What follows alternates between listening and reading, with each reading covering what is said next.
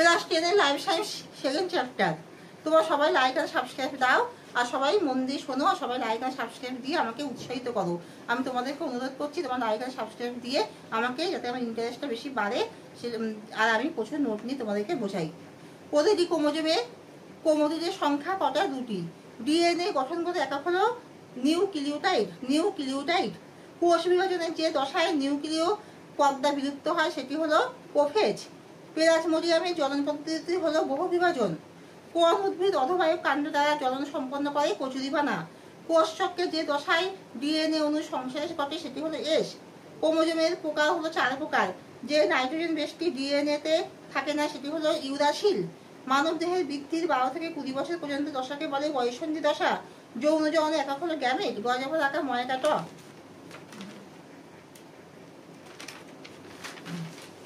কোন প্রাণীর কোলকোগম দেখা যায়? হাইড্রা।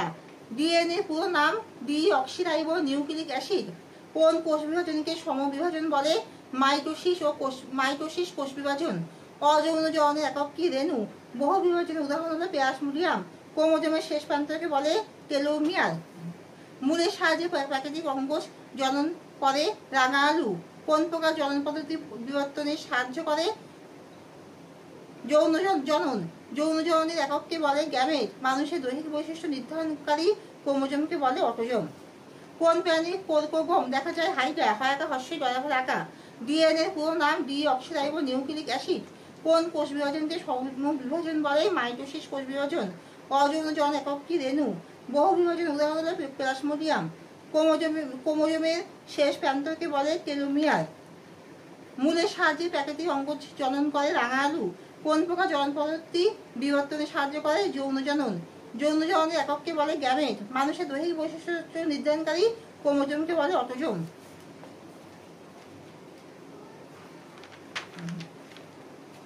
কোন উদ্ভিদ অধবায়ু কাণ্ড দ্বারা জনন সম্পন্ন করে? কচুরিপানা।